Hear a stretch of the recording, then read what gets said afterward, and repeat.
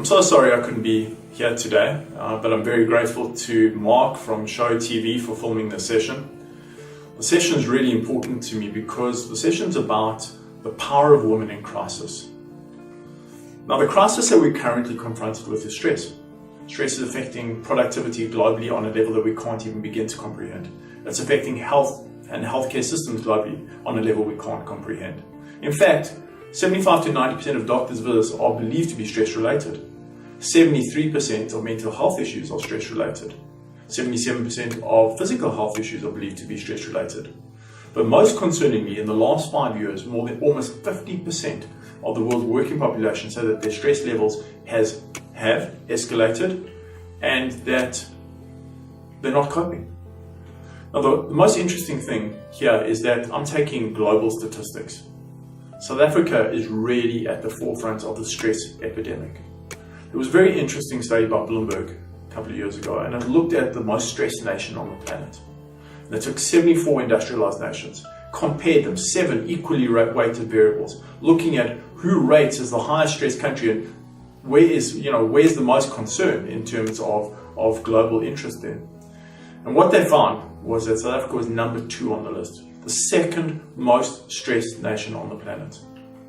But I don't think it's going to stop there. I think that we're heading for the number 1 spot. But the most incredible thing is that women can change this landscape completely. They can turn it on its head. And the reason why is fundamentally their intrinsic nature. To understand why a woman's intrinsic nature is the secret to neutralizing the stress epidemic, one has to understand a little bit about the biology of stress. So stress is basically fundamentally divided into 2 waves. The first wave being driven by adrenaline. When we get stressed, we get revved. Our heart rates increase, our respiration increase, blood gets directed towards the brain and the arms and the legs. That's the adrenal response. The second response is the cortisol response. It's there to basically calm down the effects of the adrenaline. Both of these in the short term, unbelievable. They enhance our ability to cope with challenging situations. This being said, the long-term effects of cortisol and adrenaline in the system are nothing short of devastating. The big issue with adrenaline is really the redistribution of blood and changes to our hormonal system that occurs. Adrenaline over the long term will redirect blood away from the digestive tract, redirect blood away from the urogenital system. It'll redirect blood away from the skin. This is why we look so aged when we get stressed. It's because adrenaline is moving blood away from these vital areas. If I were to say what is the collective effect of too much adrenaline in my body for long periods of time, the first thing I say is pain, neck pain, head pain, shoulder pain. But also it compromises our cardiovascular system, compromises our ability to reproduce, infertility. It compromises our digestive system. This is why whenever we get stressed, we have such major digestive issues. It compromises our kidneys. So our filtration system are completely corrupted. It overstimulates the immune system. We get asthma and allergies. That is the face of adrenaline. But that's only one of the stress hormones. The other stress hormone is cortisol. Now, cortisol has very strong metabolic and immune effects. So cortisol affects the metabolism quite negatively. It's all about conservation. When we have a lot of cortisol in our body, we tend to store weight. We tend to put on weight around our midsection. But also what happens is that it suppresses our immune system. Adrenaline revs up our immune system, cortisol calms it down. But sometimes it can overcalm it, to the extent that when we've been stressed, we get sick. That's cortisol. But the most negative effect that cortisol has on our body is fundamentally its impact on our brain. Cortisol shrinks the brain. There's no 2 ways about it. You have a smaller brain in response to cortisol. Cortisol also changes the composition of the brain. The brain is made up of various tissues. Cortisol actually changes the composition, which can affect you on many, many levels. Cortisol also disconnects the brain, so it can create compartmentalized processing in the brain. But most concerningly, cortisol damages the area of the brain that's responsible for turning the stress response off, which means that if we get stressed on Monday, if our brain is damaged in this area, on Friday we'll still be stressed about the same thing and that thing's passed. That is the effect of cortisol. If I were to say what is the collective profile of this downregulation of brain integrity, anxiety, depression, aggressive outbursts, loss in concentration, poor memory, antisocial behavior. We've all been there. We've all felt that experience where we're getting stressed and we just get down, despondent, dejected. We lash out. Can't remember anything. Can't sleep. We're anxious. What are you anxious about? I don't know. But you're anxious. That is cortisol. That is the long-term effects of cortisol. But the most interesting thing is the body has an intrinsic defense. We have a buffering system. It's the most ingenious thing. We have a hormone called oxytocin. Oxytocin is literally antivenom for the two stress hormones. If oxytocin is in our system, those stress hormones are neutralized. We only derive benefit from stress. Well, the most interesting thing about oxytocin is that its psychological profile is that of success, that of achievement, because we become optimistic, we become fearless, we trust in others, we care for others, we have empathy, we have self-esteem, we have self-confidence. That is the profile of oxytocin.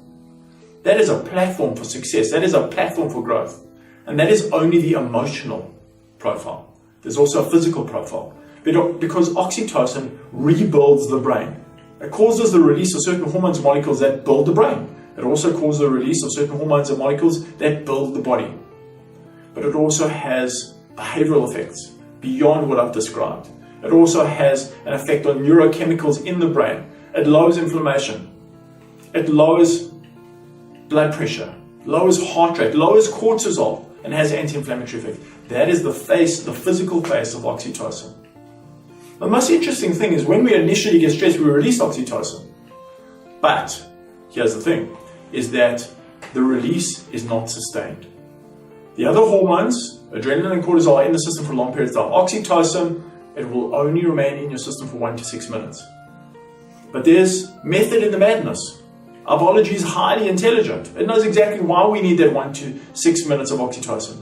Because one of the major or fundamental effects of oxytocin is that we want to connect to people around us. We want to connect to others close to us. We want to share our experience. That is the face of oxytocin. Now here's the thing, is that the reason why we release oxytocin is really to create these strong bonds, because as a unit, we handle stress more successfully. As a collective, as being united, we are strong, almost invincible. As an individual, we're vulnerable. And that is why oxytocin is released there in crisis, because what we need to do is reach out and hold tight. But what do we do in the society? The last thing we do is reach out and hold tight. We literally introvert. Society has no tolerance for weakness. We don't want to know about someone else's stress. So what we do is we start introverting. We disconnect. We lash out. That's the face of stress in this societal model. But there's another face, and that is that of courage and success as a united group. Oxytocin also has another effect, and that is connecting to others. It makes us want to connect to others. And if we connect to others, the most incredible thing happens. We release more of this molecule. The only time you can release oxytocin, and the only hormone actually that is released in response to non-internal mechanisms, is oxytocin. How we relate to others, physical contact, a hug, a kiss, an embrace, eye contact, all release oxytocin. Also what happens is that if we have a pro-social component where we're empathetic, we share our experience, we care for people, we give charity, we have compassion for people, oxytocin is further released. So what I'm saying here is that in crisis we release this incredible buffer. Oxytocin protects us from any of the adverse effects that may present from the other stress hormones.